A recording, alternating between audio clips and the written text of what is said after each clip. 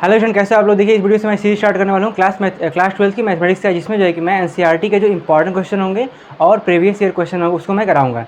अब देखिए video start करने से पहले मैं आपको बताना चाहता हूँ कि अगर जो है कि आपको कोई प्रॉब्लम होता है जब भी मैं क्वेश्चन कराऊँ या फिर कुछ मैं जो भी ट्रिक्स बताता हूँ, अगर उसमें कोई प्रॉब्लम होता है तो आप जो है कि व्हाट्सएप ग्रुप में पूछ सकते हैं। ठीक है, अब व्हाट्सएप ग्रुप का जो लिंक है वो जो कि डिस्क्रिप्शन में दिया है। जिसने अगर ज्वाइन नहीं किया है तो उस लिंक को जो है कि क्लिक करके आप ग्रुप में ज्वाइन कर लीजिए, या फिर अपना जो व्हाट्सएप नंबर है उस कमेंट सेक्शन में आप एंटर कर दीजिए, जिससे कि मैं आपको ग्रुप में ज्वाइन कर लूँ। ओके, अब देखो इसमें मैं क्या करूँगा ना कि एनसीईआरटी के जो इंपॉर्टेंट क्वेश्चन होंगे उसको मैं कराऊंगा और जो प्रीवियस ईयर क्वेश्चन होंगे उसको मैं कराऊंगा। ठीक है, और जो भी चैप्टर होंगे आपके, उस चैप्टर के जो जितने भी टाइप से क्वेश्चन होते हैं उसके मैं टाइप्स बताऊंगा, जिससे कि आप एनसीईआरटी ही नहीं बल्कि जो है कि आर.डी. शर्मा, आर.एस. अग्रवाल या फिर जितने भी प्राइवेट बुक होते हैं उसको जो है कि आप कर लो क्वेश्चन। अब देखो मैं आपको बताना चाहता हूँ कि अगर एनसीईआरटी आपका कवर हो जाए तभी जो है कि आप बाकी सारे बुक पे जाना। ठीक है, क्योंकि एनसीईआरटी आपके लिए क्या है, एक ब्रह्मास्त्र है। ओके, तो फर्स्ट जो है कि आपका एनसीईआरटी ही है, और जितने भी जो आपके प्रीवियस ईयर क्वेश्चन होंगे उसको जो है कि आप सॉल्व कर लीजिए। वैसे तो मैं इसमें जो है कि जितना इंपॉर्टेंट क्वेश्चन होंगे वो सॉल्व कराऊंगा और प्रीवियस ईयर क्वेश्चन भी कराऊंगा,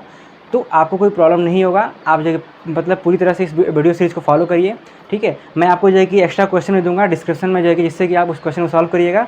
अगर उस क्वेश्चन को आपने सॉल्व कर लिया और इस वीडियो में जो भी मैंने क्वेश्चन किया है उसको आपने समझ लिया, तो फिर चाहे कैसा भी क्वेश्चन हो किसी भी चैप्टर का, आप उसको सॉल्व कर लोगे। वैसे मैं रिलेशन और फंक्शन का जो चैप्टर है वो जो है कि मैं कराऊंगा, मतलब इसको पढ़ाने के बाद। तो देखिए जो है कि स्टार्ट करने से पहले मैं जो है कि सबसे पहले जो टॉपिक है वो जो है कि कैलकुलस स्टार्ट कर रहा हूँ, क्योंकि कैलकुलस जो है ना सबसे ज़्यादा नंबर गेनिंग चैप्टर है और सबसे ज़्यादा जो प्रॉब्लम होती है स्टूडेंट को वो कैलकुलस में होती है। ठीक है, तो इसीलिए मैं जो है कैलकुलस स्टार्ट कर रहा हूँ। और कैलकुलस जो सबसे पहले टॉपिक है वो क्या है आपका, कॉन्टिन्यूटी एंड डिफरेंशियबिलिटी। तो देखो कॉन्टिन्यूटी स्टार्ट करने से पहले मैं आपको ये बता दूं कि अगर आपने जो है कि फंक्शन नहीं पढ़ा है या फिर रिलेशन नहीं पढ़ा है जो कि क्लास 11 में हुआ है, ठीक है, तो उसको आप रिवाइज कर लीजिएगा, ताकि जो है कि इसमें कुछ फंक्शन वगैरह आएंगे तो प्रॉब्लम ना हो आपको। उसमें जो एक अच्छे से बता दूंगा, क्वेश्चन वगैरह मैं कराऊंगा अच्छे से। ठीक है, लेकिन मैं इसको मतलब इस जो आपका कैलकुलस चैप्टर है इसको पढ़ने से पहले ना एक बार जो है कि आप रिवाइज कर लेना रिलेशन एंड फंक्शन को। ओके, तो चलिए स्टार्ट करते हैं कंटिन्यूटी से। तो चलिए देखिए,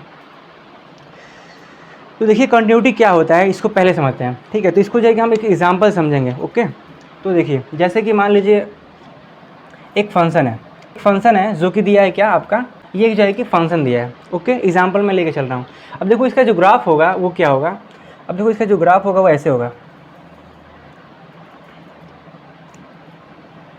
इसकी जो ग्राफ होगी वो कुछ ऐसा होगा। एक्स लेस देन 0 है तो क्या होगा, देखो 1 है ना, यानी कि 1 है, यानी ये यहाँ पे। अब देखो यहाँ पे क्या है, इक्वल है ना, इक्वल है तो यानी कि ये क्या होगा, क्लोज होगा। ठीक है ना, क्लोज होगा, तो ये क्लोज होगा। और ये क्या है, लेस देन 0 है, यानी इधर, यानी ये होगा आपका। ठीक है, ये ग्राफ होगा। और अगर जो है कि x ग्रेटर देन 0 हो तो क्या होगा आपका, ये जो है कि x ग्रेटर देन 0 हो तो क्या है, 2 है, यानी कि यहाँ पे ये 1 है और जो है कि यहाँ मान लो 2 आएगा, तो 2 जो है कि इधर आएगा। ठीक है, अब ये देखो यहाँ पे ओपन है ना, क्लोज नहीं है। ठीक है, तो मैं ऐसे ही जो है कि ये ओपन है आपका, ये क्लोज है। ठीक है ना, तो ये ग्राफ बनेगा आपका, है ना, 2 पे। तो ये जो है थोड़ा सा बड़ा बना देता हूँ, दिखेगा अच्छे से। ठीक है, तो ये 1 है और 2 है।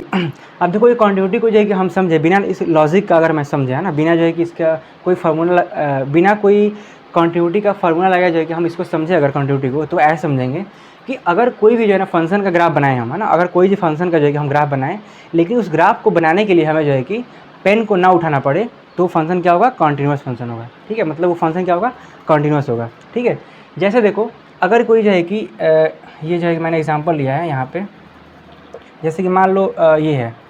ठीक है, ये है, मैं एक ग्राफ बनाया ऐसे करके। ठीक है, अब बताओ ये ग्राफ में बनाया अगर, है ना, तो ये ग्राफ बनाया तो इसमें क्या हमें पेन उठाना पड़ा, नहीं ना, मतलब ये क्या है, ये कॉन्टिन्यूस फंक्शन है। ठीक है, तो अभी छोड़ो इसको आप। ठीक है ना, अभी जो है कि इसको आप छोड़ो, इसको बाद में देखें। ठीक है, देखो ये एग्जाम्पल मैं दिया है, जो इस ग्राफ को बनाने के लिए क्या हमें पेन उठाना पड़ेगा कि नहीं पड़ेगा, उठाना पड़ेगा ना, क्योंकि देखो यहाँ से अगर मैं ड्रा करूँगा ये, है ना, ये ड्रा करूँगा, फिर यहाँ पे तो क्लोज है, फिर मैं जो है ना अगर मैं इस 2 पे जाऊँगा, एक्स ग्रेटर देन जो है कि 0 है, तो इसके लिए बनाने के लिए हमें जो है कि ये पेन यहाँ से यहाँ तक उठाना पड़ेगा हमें, यानी कि ये फंक्शन क्या है, डिसकॉन्टिन्यूस है, यानी फंक्शन कॉन्टिन्यूस नहीं है। एक तो ये हो गया बिना जो है कि फार्मूला लगाए कॉन्टिन्यूटी का, मतलब देख करके पता चल गया कि फंक्शन क्या है, डिसकॉन्टिन्यूस है। अब देखो जो इसका फार्मूला है ना, फार्मूला जो है कि इसका कि कॉन्टिन्यूटी होने का सबसे पहला जो रिक्वायरमेंट वो क्या होनी चाहिए, है ना, मतलब जो कॉन्टिन्यूटी होने का रिक्वायरमेंट क्या होनी चाहिए, वो है LHL is equal to RHL। ठीक है, यानी कि फंक्शन को कंटिन्यू होने के लिए LHL इक्वल RHL होनी चाहिए, लेकिन हमको ऐसे नहीं लिखना है। अब इसका मतलब क्या होता है, इसका मतलब ये होता है कि जो लिमिट है ना, जो लिमिट है, लिमिट x टेंस टू 0, 0 है ना यहाँ पे, 0 नेगेटिव इज, अब ये fx is equal to limit x tends to 0 positive, ये हो जाएगा fx। ठीक है, जो पहली रिक्वायरमेंट होती है कंटिन्यूटी वो होती है लेफ्ट हैंड लिमिट जो है कि इज इक्वल टू किसके, राइट हैंड लिमिट के। ठीक है, तो क्या देखो तो लेफ्ट में क्या है, 1 की तरफ गया है ना, इधर गया है, और राइट में क्या है, इधर गया है, यानी कि ये क्या है, डिसकॉन्टिन्यूस है, यानी कि LHL not equal to RHL है इस केस में। इस केस में क्या है, LHL not is equal to RHL है। ठीक है ना, तो ये तो ऐसे ही जो पहली ये रिक्वायरमेंट है, ठीक है ना। अब इसका मतलब ये नहीं है ना कि अगर जो है कि LHL इक्वल RHL होगा तो वो कॉन्टिन्यूस ही होगा, है ना। ये पहली रिक्वायरमेंट है, मतलब कॉन्टिन्यूटी होने के लिए, कॉन्टिन्यूस होने के लिए LHL is equal to RHL होना ज़रूरी है। ठीक है, ये तो रिक्वायरमेंट हो गया। एक और कंडीशन होता है, वो जो उसको बताने के लिए हम एक एग्जांपल एक और लेते हैं। ठीक है, तो ये तो हो गया। अब देखो एक एग्जांपल लेते हैं, जैसे कि function fx is equal to दिया है, वो दिया है x not is equal to 0, है ना, और x इज इक्वल टू 0 है। जब x नॉट इक्वल टू 0 है तो वो 3 है, और x इक्वल टू 0 है तो वो आपका जो है दिया है 1 दिया है। ठीक है, तो इसको ग्राफ बनाते हैं, देखो क्या होगा, इसको ग्राफ बनाएंगे तो इसका जो ग्राफ होगा वो ऐसे होगा।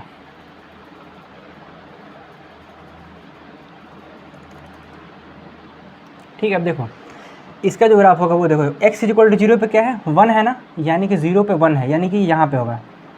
ठीक है, यहाँ पे 1 होगा, ठीक है ना, हाँ यहाँ पे होगा, और ये 1 है ना यहाँ पे, इसको 1 मान लो, इसको तुम 2 मान लो, इसको तुम 3 मान लो। ठीक है, तो 1 यहाँ पे होगा। और x not is equal to 0 का मतलब क्या होता है, अब बताओ, x नॉट इक्वल टू 0 का मतलब ये होता है कि x लेस देन 0 या फिर ग्रेटर देन 0, है ना, लेकिन 0 नहीं हो, है ना। इसका मतलब यही होता है ना कि 0 नहीं हो, बल्कि उससे लेस हो या फिर उससे ज़्यादा हो, है ना, लेकिन 0 नहीं होना चाहिए। 0 जब है तो 1 पे है, ओके, मैंने यहाँ दिखा दिया। और जब लेस देन 0 होगा तो वो 3 पे है, तो लेस देन 0 होगा तो वो 3 पे है, तो यानी कि ये 3 है ना आपका, तो इसको तुम बनाओ ऐसे। ठीक है, यहाँ पे 3 दिखा दो। ठीक है ना, लेस देन 0 हो तो वो 3 है, और ग्रेटर देन 0 हो तो वो 3 है, यानी इधर।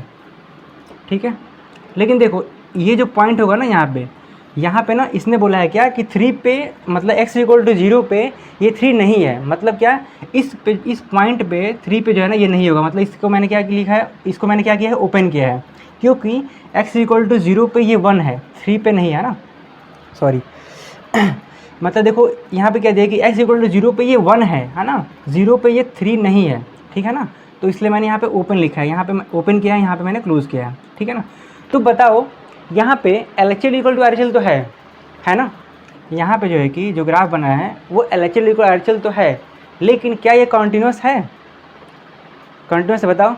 देखो ध्यान से, तो अगर इसमें ग्राफ में बनाऊँगा तो बताओ, इस ग्राफ में बनाऊँगा, यहाँ से अगर मैं खींचूँगा, फिर इसको बनाने के लिए यहाँ से मैं जाऊँगा इधर, फिर इस पॉइंट को लूँगा, फिर ऊपर जाऊँगा, फिर इसको मैं ड्रॉ करूँगा, यानी कि इस ग्राफ को बनाने के लिए हमें पेन को उठाना पड़ रहा है ना, पेन को उठाने के लिए। तो इस ग्राफ को बनाने के लिए हमें पेन उठाना पड़ रहा है, यानी कि ये भी क्या है, डिसकॉन्टिन्यूस है। लेकिन इसमें अब देखो ये भी क्या है, डिसकॉन्टिन्यूस है, यानी कि देखो पहला रिक्वायरमेंट जो तुम्हारा LHL इक्वल RHL तो है ना, दोनों जो है क्या सेम है, लेफ्ट हैंड लिमिट जो है कि राइट हैंड लिमिट के इक्वल तो है, लेकिन ये डिसकॉन्टिन्यूस है। इसका मतलब क्या कि ज़रूरी नहीं ना कि अगर जो है कि LHL इक्वल RHL हो तो वो कॉन्टिन्यूस ही हो, यानी कि कोई और रीज़न है एक जिसके लिए जो है कि ये कॉन्टिन्यूटी जो है कि होगा। ठीक है, तो रीज़न क्या है, वो रीज़न ये है कि कॉन्टिन्यूस होने के लिए पहला रीजन तो ये होना चाहिए, है ना। तो देखो यानी कि LHL इज इक्वल टू, यानी कि लेफ्ट हैंड लिमिट जो है कि x टेंस टू 0 नेगेटिव, और fx is equal to limit x tends to positive, fx is equal to, अब देखो f0 पे है ना, f0 पे 3 आना चाहिए, यही ना। अगर मान लो x इज इक्वल टू 0 पर मैं यहाँ 3 लिख दूँगा ना, अगर x इक्वल टू 0 पर यहाँ पे मैं 3 लिख देता तो ये क्या होता है, कॉन्टिन्यूस हो जाता है। इस लाइन को मैं यहाँ से ऐसे ड्रॉ कर देता और यहाँ पे मैं डार्क कर देता, मतलब कि x इक्वल टू 0 पे 3 आता है, यानी कि यहाँ पे क्या है, नहीं है ना। यानी कि देखो टू लिमिट fx जो है कि x टेंस टू 0 पॉजिटिव तो है, लेकिन ये नॉट इक्वल टू क्या है, f0 के नहीं है ना। देखो तो f0 पे क्या है, 1 है ना, यानी कि इसके जो है इक्वल नहीं है ना। अगर मैं ठीक है ना, इतना इक्वल टू 3 आ रहा है, है ना। 0 से नेगेटिव पे 3 आ रहा है, 0 से पॉजिटिव पे भी क्या आ रहा है, 3 आ रहा है, लेकिन f इक्वल टू 0 पे क्या आ रहा है, 1 आ रहा है, यानी कि ये पूरा 3 नहीं आ रहा है ना, तो ये क्या हो गया हमारा कॉन्टिन्यूस नहीं होगा, ठीक है ना। यानी ये क्या होगा, डिसकॉन्टिन्यूस ये भी होगा, ठीक है। यानी कि लिमिट प्रूव यानी कि कॉन्टिन्यूटी प्रूव करने के लिए हमें जो है कि क्या चाहिए, अगर अगर जो है कि limit x tend to 0 negative और limit x tend to 0 positive और इज इक्वल टू 0 हो जाता यहाँ पे, यानी x इक्वल टू 0 पे ये 3 हो जाता ना, तो क्या हो जाता हमारा कॉन्टिन्यूस हो जाता, ठीक है। अब देखो जो ओवरऑल जो फार्मूला होता है वो क्या होता है कि लिमिट जो है कि लिमिट x टेंड्स टू 0 मतलब अब यहाँ पे तो 0 लिया था मैं ना, हो सकता है 1 भी हो सकता है, 2 भी हो सकता है, 3 भी हो सकता है, कुछ भी हो सकता है, तो उस कुछ भी को जो है ना मैं c मान रहा हूँ, ठीक है, उस जो है कि मैं c मान रहा हूँ। और fx is equal to limit x tends to क्या है, c पॉजिटिव, है ना, और ये हो जाएगा fx is equal to f क्या c। अगर ये हो ना, ये इतना हो तब जा कर के वो फंक्शन क्या होगा, कॉन्टिन्यूस होगा इस पॉइंट पे, है ना, इस c पॉइंट पे फंक्शन कॉन्टिन्यूस होगा। ज़रूरी है ना कि c पे है तो सब पे होगा, है ना, लेकिन अगर कोई फंक्शन c पे कॉन्टिन्यूस दिखाना है तो ये जो है कि रिक्वायरमेंट होगा, ठीक है। तो फॉर कॉन्टिन्यूटी के लिए तो यहाँ पे लिखोगे कि for continuity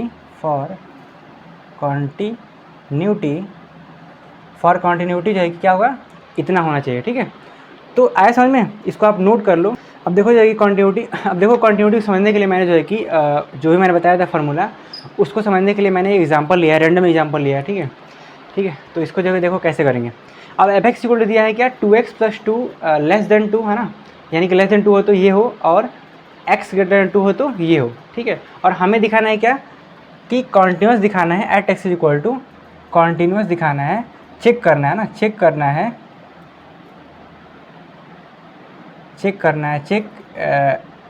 continuity at x equal to 2 पे, ठीक है। यानी कि हमें जो है कि चेक करना है continuity at x equal to 2 पे, इसकी कॉन्टिन्यूटी चेक करना है कि ये कॉन्टिन्यूस है कि नहीं है, ठीक है। तो क्या होता है फार्मूला हमें बताया था, अब देखो कैसे करते हैं। सबसे पहले हम लेफ्ट हैंड लिमिट निकालेंगे, ठीक है। तो LHL निकालेंगे, तो LHL इज इक्वल टू लिखेंगे क्या, लिमिट x टेंड टू क्या है बताओ, 2 है ना। तो अब बताओ c के जवाब क्या था, मैंने बताया था ना c फार्मूला होता है ना, c जो मैं बताया था, तो मैंने बताया था ना c, है ना, मतलब जो कोई भी हो सकता है, c 1 2 3 4 कुछ भी हो सकता है। यहाँ पे 2 दिया है तो 2 निगेटिव लेंगे, ठीक है, हो गया। अब यहाँ पे लिखेंगे क्या, fx हो गया। इसके बाद से देखो, इसके बाद से हम लिखेंगे लिमिट h टेंड्स टू क्या हो जाएगा, 0 हो जाएगा। अब ये 0 क्या होता है, 0 जो है ना मतलब कि जस्ट अब ये h क्या होता है, h तुम्हारा जो है कि मतलब 0 के जस्ट पास वाला है ना, ठीक है, 0 के जस्ट पास वाला है, ठीक है ना। तो अब देखो ये हो गया तुम्हारा f, इसके बाद से लिखेंगे 2 माइनस, है ना, 2 माइनस h लिखेंगे, ठीक है, क्योंकि क्या है ये LHL है तो इसको हम 2 माइनस h लिखेंगे, ठीक है। इज इक्वल टू क्या हो जाएगा, देखो अब देखो 2 माइनस मैंने h क्यों किया, है ना, क्योंकि देखो 2 से छोटा बोला है ना, तो मैंने 2 माइनस h लिखा है। अब देखो इसको समझेंगे कैसे, जैसे मान लो अब देखो जैसे मान लो यहाँ पे 2 है ना, ये 1 हो गया, ये 2 हो गया, ठीक है। अब 2 से ना बोला है क्या, इसने बोला है कि 2 से लेफ्ट, मतलब 2 से इधर ना, 2 से इधर और 2 से राइट हमें निकालना है ना, तभी तो चेक करेंगे। मतलब जो कॉन्टिन्यूटी चेक करते हैं लेफ्ट और राइट दोनों को चेक करते हैं ना कि इक्वल हो, है ना, और 2 पे भी हो। तो अगर 2 के लेफ्ट में जाएंगे तो क्या होगा, देखो 2 के लेफ्ट में जस्ट पास, मतलब 2 के जस्ट पास वाला, तो 2 के जस्ट पास वाला क्या हो गया तुम्हारा 2 माइनस h, ठीक है। 2 के जस्ट पास वाला क्या 2 माइनस h हो गया। वैसे ही जो 2 के जस्ट पास वाला, ये तो हो गया लेफ्ट वाले में पास वाला, है ना। अब इसके राइट वाले में जो पास वाला क्या होगा, वो 2 प्लस h होगा। यानी कि जब हम राइट निकालेंगे लिमिट तो वो 2 प्लस h होगा। अब h तुम्हारा पता है क्या है, 2 के जस्ट पास वाला है ना, मतलब कि बहुत ही 0.0000 समथिंग, है ना, कुछ इस तरह से, ठीक है। तो ये वो है चीज़, ठीक है ना, समझ गया। तो वही मैंने जो है कि 2 माइनस h लिखा है। तो अब ये हो गया ना। अब बताओ लिमिट तुम्हारा क्या हो गया, h टेंड्स टू 0। अब देखो fx, है ना। अब बताओ 2 से छोटा है ना, 2 से छोटा वाला लिया ना, ये वाला 2 से छोटा वाला, यानी ये है, तो पुट करो यहाँ पे 3 है ना। अब बताओ यहाँ पे x था, x का जवाब क्या है 2 माइनस h है ना, यानी कि x का जवाब हम क्या रखेंगे 2 माइनस h रखेंगे, ठीक है। प्लस क्या है तुम्हारा 2 है, तो कितना हो जाएगा, इज इक्वल टू हो जाएगा तुम्हारा, इज इक्वल टू कितना होगा 3 2 या 6, है ना, 3 2 या 6, और ये हो जाएगा तुम्हारा 6 माइनस 3h प्लस 2, ओके। यहाँ हो गया। अब ये जो है कि h टेंस 0 है ना, तो यानी कि यहाँ पे क्या हो जाएगा 6 माइनस h क्या हो जाएगा 0, यानी 3 0 और प्लस 2, यानी कि निगलिजिबल, यहाँ क्या है निगलिजिबल है ना, तो उसको जो है कि यहाँ पे 0 हमने मान लिया, ठीक है। तो -3 ये जो है कि 3 इंटू 0 क्या हो जाएगा 0 हो गया, यानी कि 6 ये हो गया पूरा 0 हो गया ना, 6 माइनस 0 प्लस 2 ये कितना हो गया 8, ठीक है। यानी कि इसकी वैल्यू कितनी आ गई 8 आ गई, ओके। अब देखो इसको हम क्या करेंगे, ये तो हो गया 8। अब देखो अब निकालते हैं RHL निकालते हैं। अब इसे मिटा देता हूँ ना, कि रहने दे उसको, चलो रहने दे रहा हूँ इसको ऐसे ही। ये हो गया तुम्हारा RHL, ठीक है। RHL इक्वल टू क्या हो गया पता, लिमिट x टेंस टू क्या हो जाएगा 2 पॉजिटिव ऊपर है ना, और fx ये हो जाएगा इज इक्वल टू हो जाएगा limit x tends to, sorry x tends to नहीं होगा, अब h हो जाएगा h टेंस टू 0 है ना। और क्या हो जाएगा देखो, लेफ्ट में 2 माइनस h, इसके जस्ट लेफ्ट में 2 माइनस h है ना, ये मैंने 0 ऐसे लिखा है, 1 2 3 ऐसे लिखा है, ठीक है। 2 के लेफ्ट में 2 माइनस h, तो 2 के जस्ट राइट में 2 प्लस h हो गया, ठीक है। तो क्या हो जाएगा तुम्हारा 2 प्लस h हो जाएगा। तो इसको तुम ऐसे लिखो, इसको क्या हो जाएगा तुम्हारा, ये हो जाएगा f 2 प्लस h हो जाएगा। और फिर इसको ऐसे करोगे तो देखो x के जगह पे क्या हो गया 2 प्लस h हो गया, और बड़ा है 2 से, तो ये वाला है ना, 2 से बड़े वाला क्या है, ये 2 पॉजिटिव है ना, मतलब 2 से बड़ा फंक्शन क्या है ये है, तो 2 हो गया, और ये हो गया तुम्हारा 2 प्लस h, यानी कि क्या हो गया तुम्हारा 2 2 4, तो 4 प्लस और 2h यानी कि 2h हो गया, ठीक है। ये पूरा कितना हो गया तुम्हारा, अब बताओ h इक्वल टू क्या 0 है ना, यहाँ पे 0 है, तो 0 है, तो देखो इसको तुम लिख लेते तो यहाँ अच्छा होता है। एक और स्टेप यहाँ पे लिख लो, एक और स्टेप, ये लिमिट h टेंस टू 0 करके लिख दो, ठीक है, सही रहता। इसको एक और स्टेप यहाँ लिख लो, लिमिट h टेंस टू 0, ताकि सही रहेगा ना। तो यहाँ पे देखो h टेंस 0 है ना, यहाँ पे 0 पुट करो क्या होगा, तो 4, ये तो 0 हो गया पूरा, तो हो जाएगा तुम्हारा 4 है ना, क्योंकि h क्या है 0 हो गया ना, तो 2 इंटू 0 0 और 4 आ गया।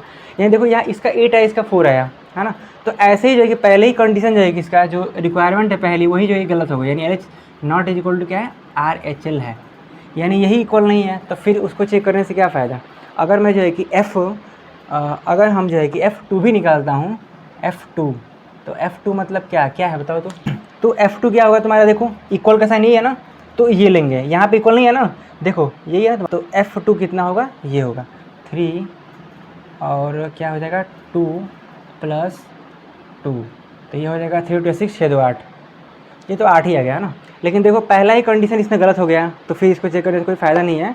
तो ये फंक्शन क्या हो गया तुम्हारा डिसकॉन्टीन्यूअस हो गया ना, बोला था चेक करने के लिए, तो यानी कि this function is discontinuous at x is equal to किस पे 2 पे, ठीक है ना।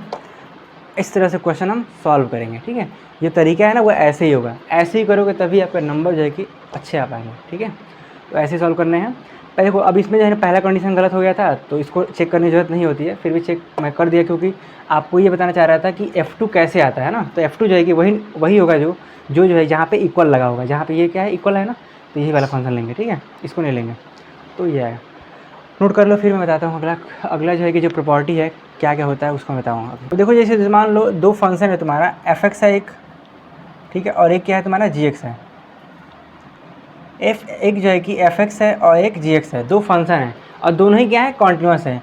ये दोनों फंक्शन क्या है कॉन्टीन्यूअस है, ठीक है, कॉन्टीन्यूअस है, ठीक है। ये दोनों फंक्शन क्या है कॉन्टीन्यूअस, x इक्वल टू सी पे है ना, एट x इक्वल टू सी पे ये फंक्शन क्या है कॉन्टीन्यूअस है, ठीक है। तो हमें ये बताना है पहला कंडीशन ये है कि हमें ये बताना है, देखो पहले हमें ये बताना है कि जो fx प्लस यानी कि fx प्लस जो gx होगा है ना, ये कॉन्टीन्यूअस होगा, is continuous at x equal to C, ये कॉन्टीन्यूअस होगा। या फिर दूसरा कंडीशन कि fx माइनस gx है ना, क्या fx माइनस gx जो है कि कंटिन्यूस होगा एट x इक्वल टू सी। या फिर तीसरा ये है क्या जो है कि जो fx इंटू जी एक्स, क्या ये कॉन्टीन्यूस होगा at X is equal to C. अगला देखो एक और जो है कि है अगला वो है चौथा कंडीशन। चौथा कंडीशन ये है, क्या F X upon G X है ना, क्या ये जो है कि कॉन्टिन्यूस होगा at X is equal to C. ये प्रूव करना है हमको, मतलब बताना है कि ये कॉन्टिन्यूस होगा, है ना। यानी कि जो फंक्शन दिया है, ठीक है, ध्यान से देखना ना, ये प्रॉपर्टी है सब। अगर ये फंक्शन दिया है एफ एक्स जी एक्स, कॉन्टिन्यूस है एक्स इक्वल टू सी पे, तो बताओ इनका जो सम होगा वो कॉन्टिन्यूस होगा एक्स इक्वल टू सी पे। क्या ये इसका सब्ट्रैक्शन कॉन्टिन्यूस होगा सी पे, या फिर इनका मल्टीप्लिकेशन सी पे कॉन्टिन्यूस होगा, या फिर डिवीजन जो है कि सी पे कॉन्टिन्यूस होगा। तो देखो जैसे मान लो एग्जांपल लेते हैं, एक एग्जांपल लेके मैं समझा रहा हूँ इसको, ठीक है। अब देखो एक एग्जांपल लेके मैं समझा रहा हूँ। जैसे देखो एग्जांपल लेते हैं, जैसे जो फंक्शन है वो F X is equal to क्या है, साइन एक्स है, ठीक है। और जो जी एक्स है उसको मैं मान लिया हूँ कि वो कॉस एक्स है, ठीक है ना, कॉस एक्स मान लिया है, ठीक है। तो इस केस में जो है कि, तो इस केस में देखो, अगर मान लो साइन क्या होता है, कॉन्टिन्यूस होता है, एक्स इक्वल टू सी पे क्या होगा, कॉन्टिन्यूस होगा। कॉस भी क्या होगा, कॉन्टिन्यूस होगा एक्स इक्वल टू सी पे। साइन भी क्या है, सी पे कॉन्टिन्यूस है, और कॉस भी सी पे कॉन्टिन्यूस है। तो बताओ इनका जो सम होगा sine x plus cos x, ठीक है, ये भी क्या होगा, कॉन्टिन्यूस होगा एक्स इक्वल टू सी पे, ठीक है ना। इनका जो सम होगा वो कॉन्टिन्यूस होगा एक्स इक्वल टू सी पे। वैसे ही इनका जो सब्ट्रैक्शन होगा वो भी क्या होगा, कॉन्टिन्यूस होगा एक्स इक्वल टू सी पे, क्योंकि हमको पता है कि ये जो है ना, ये एवरीवेयर कॉन्टिन्यूस होते हैं, साइन और कॉस एवरीवेयर कॉन्टिन्यूस होते हैं। तो ये भी जो है कॉन्टिन्यूस होगा एक्स इक्वल टू सी पे। वैसे ही इनका जो मल्टीप्लिकेशन होगा वो भी जो है कि कॉन्टिन्यूस होगा एक्स इक्वल, मल्टीप्लिकेशन होगा जो एच डॉट साइन कॉस, है ना, ये भी जो कॉन्टिन्यूस है एच इक्वल टू सी पे, ठीक है। ये भी कॉन्टिन्यूस होगा, ये भी होगा। लेकिन क्या इनका जो डिवीज़न होगा वो कॉन्टिन्यूस होगा, इनका जो डिवीज़न होगा साइन एक्स अपान कॉस एक्स, है ना, साइन एक्स अपान कॉस एक्स जो है, क्या ये जो है कि क्या ये जो है कि कॉन्टिन्यूस होगा, बताओ होगा कॉन्टिन्यूस। देखो तो अगर हम जो है कि ये कितना होता है, tan x होता है ना, tan x तो कॉन्टिन्यूस होगा x इक्वल टू सी पे, लेकिन क्या ये कॉन्टिन्यूस होगा देखो tan x तो सी पे कॉन्टिन्यूस हो जाएगा, लेकिन किस पे नहीं होगा वो देखो। अब देखो कोई भी जो है फंक्शन जो है कि अगर डिनोमिनेटर में दिया है तो उसकी फंक्शन जो है ना, वो फंक्शन डिफाइन तभी होता है जब जो है कि जो उसका डिनोमिनेटर जो है कि not is equal to zero, है ना। यानी कि cos X is equal to not is equal to zero, इस पे नहीं होगा ना, यानी कि, ठीक है, ये जो है ना जीरो नहीं होना चाहिए, ठीक है।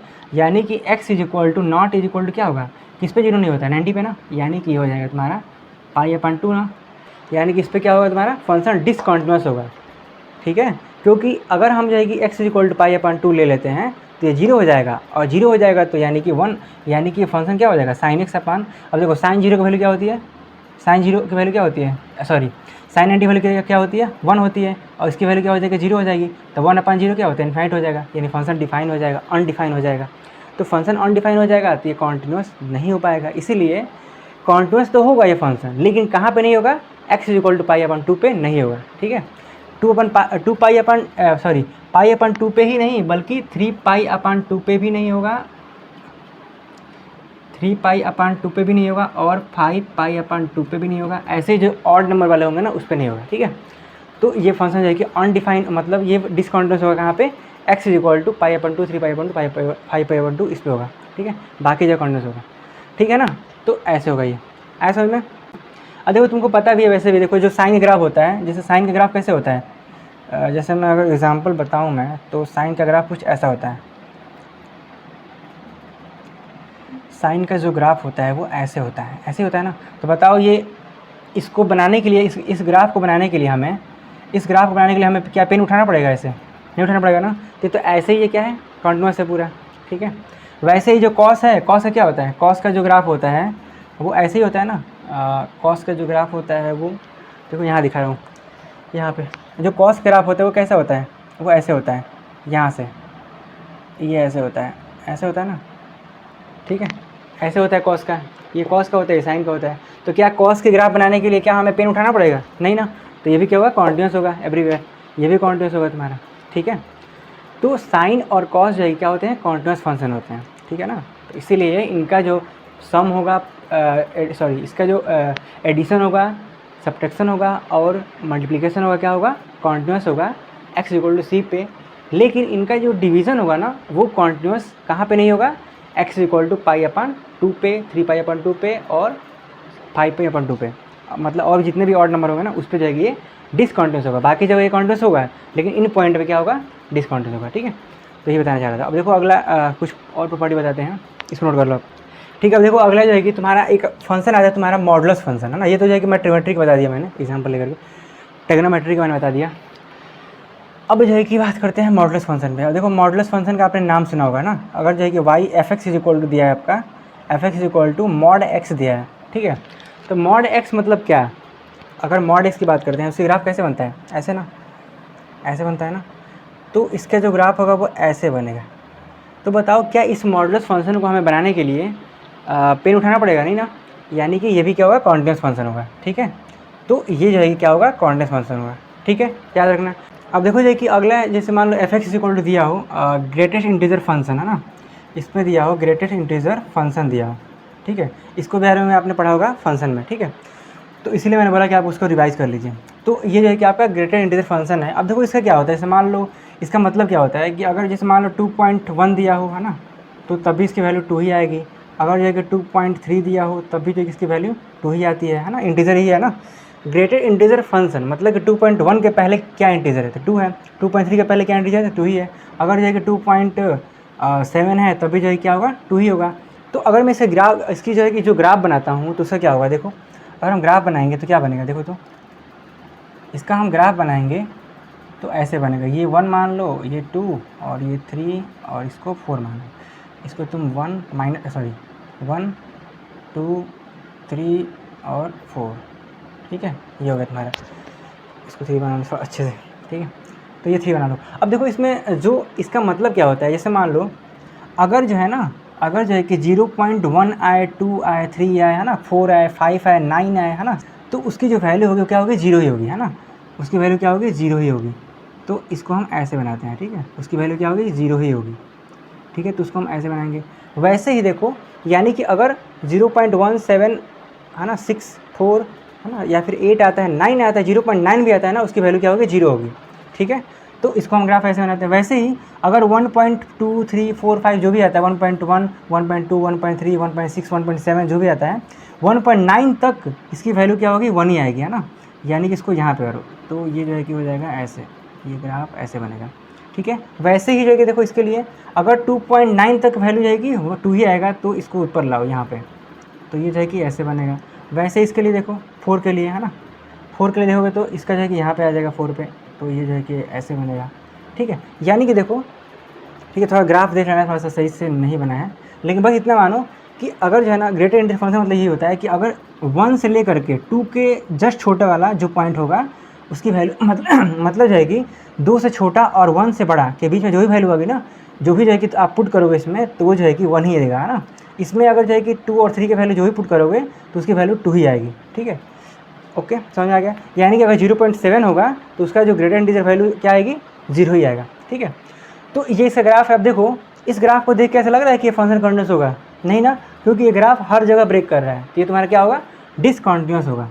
ठीक है, बस बताने का मेरा रीज़न यही है कि जो ग्रेटर इंटीजर फंक्शन होता है वो डिसकॉन्टिन्यूस होता है। ठीक है, जो रीज़न है मैंने ये जो बताने का रीज़न था वो यही था। अब देखो अगला एक और फंक्शन आता है तुम्हारा, वो आता है सिग्नम फंक्शन। सिग्नम फंक्शन क्या होता है कि अगर जो है कि देखो F X is equal to दिया है, F X is equal to दिया है कि अगर x ग्रेटर देन 0 हो तो 1, x इज इक्वल टू 0 हो तो 0 और x इज लेस देन 1 हो तो -1। ठीक है, ये फंक्शन होता है, इसको हम बोलते हैं क्या, ये तो हो गया ग्रेटेस्ट इंटीजर फंक्शन, ये था आपका ग्रेटेस्ट इंटीजर फंक्शन GIF, है ना। ये है आपका सिग्नम फंक्शन, इसको बोलते हैं क्या, सिग्नम फंक्शन। ठीक है, ये जो है कि क्या है, सिग्नम फंक्शन है। ठीक है, सिंगम फंक्शन नहीं है, सिग्नम है। ठीक है, तो ये हो गया आपका। अब देखो x क्या है, ग्रेटर देन 0 है, यानी कि इसका ग्राफ बनाएंगे तो कुछ ऐसा बनेगा। देखो जो ग्राफ बनाएंगे हम, x 0 से बड़ा हो तो क्या हो, 1 होता है, यानी 1 ओपन होगा ना, क्योंकि यहाँ पे इक्वल है तो ओपन होगा, तो यानी कि x ग्रेटर क्या हो, 0 से बड़ा हो तो 1, यानी कि ये इधर आएगा। ठीक है, x ग्रेटर देन 0 हो तो यहाँ पे से पॉइंट है। ठीक है, और x लेस देन जो है कि 1 हो तो उसकी, सॉरी 1 बोल रहा हूँ मैं, सॉरी यहाँ पे 0 होगा, ठीक है। अगर x लेस देन 0 हो तो -1 होगा, यानी -1 कहाँ पे आता है, ये तो 1 हो गया ना, -1 यहाँ पे, ठीक है। तो इसको आप -1 ले लो, यहाँ पे ओपन रख दो, ओपन कर दो, ये जो है कि ऐसे बन जाएगा, ठीक है। यानी कि 0 से छोटे पे, 0 छोटा मतलब ये है ना नीचे, -1 पे जाएगा यानी इधर, ठीक है। और 0 से बड़ा पे 1 यानी कि इधर। तो ये होता है आपका सिग्नम फंक्शन, ठीक है। इसको यहाँ से थोड़ा सा कट कर दो, ठीक है। तो ये क्या होता है, सिग्नम फंक्शन होता है। तो देखो इस ग्राफ में जो है क्या हो रहा है कि देखो ऐसे दिख रहा है ना, LH, ये तुम्हारा क्या है, RHL है, ये क्या है तुम्हारा LHL है। तो क्या LHL is equal to RHL है, नहीं है ना। तो इसका मतलब क्या है, ये फंक्शन क्या है, डिसकॉन्टिन्यूअस है, ठीक है ना। ऐसे दिख रहा है कि तुम्हारा जो RHL है वो इधर है और LHL इधर है, तो यानी ऐसे इक्वल नहीं है। तो हमारा जो है कि ये डिसकॉन्टिन्यूअस होगा, ठीक है। तो ये जो है कि डिसकॉन्टिन्यूअस फंक्शन है, ठीक है। ये आप जो है कि नोट करना चाहते हो तो नोट कर लो, और इसको नोट ही कर लो, मतलब इम्पॉर्टेंट है वैसे, है ना। अब देखो एक और चीज़ बता दूँ मैं आपको, जैसे कि कोई पोलिनोमियल फंक्शन है, f(x) इक्वल टू दिया है तुम्हारा, f(x) इक्वल टू दिया है 2x + 3 दिया है ना, या फिर 2x² + 3x + 1 दिया है ना। तो देख लो जितने भी तुम्हारे पोलिनोमियल फंक्शन होते हैं वो क्या होते हैं, एवरीवेयर कॉन्टिन्यूअस होते हैं, ये ध्यान रखना है। जितने भी पोलिनोमियल फंक्शन होंगे वो जो है कि एवरीवेयर कॉन्टिन्यूअस होते हैं, ठीक है। यानी कि जो आल पोलिनोमियल फंक्शन वाली थे ना, all polynomial function are everywhere continuous, ठीक है, कॉन्टिन्यूअस, ठीक है। आल पोलिनोमियल फंक्शन क्या होते हैं, एवरीवेयर कॉन्टिन्यूअस होते हैं, ठीक है। यानी कि ये दिया है तो ये भी क्या होगा, कॉन्टिन्यूअस होगा। अगर जो है कि ऐसे दिया है ना, f(x) इज इक्वल टू, अगर जो है कि 2x + 1 भी दिया है तो ये भी क्या होगा, एवरीवेयर कॉन्टिन्यूअस होगा। यानी कि अगर जो है कि एक और एग्जांपल ले रहा हूँ मैं, अगर जो है कि देखो, अगर मान लो f(x) इज इक्वल टू दिया है 1/x - 1, तो बताओ ये कॉन्टिन्यूअस होगा कॉन्टिन्यूअस, बताओ होगा, नहीं होगा, है ना। कॉन्टिन्यूअस तो होगा ये फंक्शन, लेकिन कहाँ पे नहीं होगा, x not is equal to 5, क्योंकि ये फंक्शन एग्जिस्ट कब करेगा, ये फंक्शन एग्जिस्ट कब करेगा, जब जो है कि x - 5 जो है ना, x - 5 not is equal to 0 हो, यानी कि x not is equal to क्या हो, 5 हो, ठीक है, x नॉट इक्वल टू 5 हो। यानी कि फंक्शन तो कॉन्टिन्यूअस होगा, लेकिन कहाँ पे डिसकॉन्टिन्यूअस होगा, x इज इक्वल टू 5 पे ये क्या होगा, फंक्शन डिसकॉन्टिन्यूअस होगा। क्योंकि इसकी वैल्यू जो है कि ये फंक्शन डिफाइन कब होगा, जब जो है कि इसकी वैल्यू 5 के इक्वल ना हो।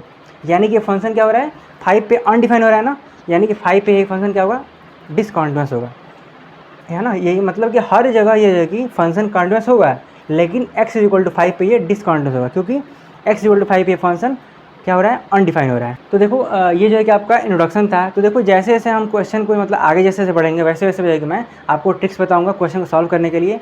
मैं टाइप्स बताऊंगा बहुत सारे, जो भी आपके चैप्टर में क्वेश्चन होंगे, मतलब कितने तरह क्वेश्चन बन सकते हैं इस टॉपिक से, जो भी आपका कॉन्टिन्यूटी डिफरेंशिएबिलिटी है इस टॉपिक से कितने तरह क्वेश्चन बन सकते हैं, वो मैं टाइप्स बताऊँगा, जिससे कि आप NCERT ही नहीं बल्कि जो है कि आप एक्स्ट्रा बुक के जो क्वेश्चन भी कर सकोगे, है ना। यानी कि जो भी थोड़ा सा क्वेश्चन को थोड़ा सा अगर घुमा के पूछेगा तो उस तरह के क्वेश्चन भी आप कर सकोगे, ठीक है। तो मिलते हैं नेक्स्ट वीडियो में, ओके बाय।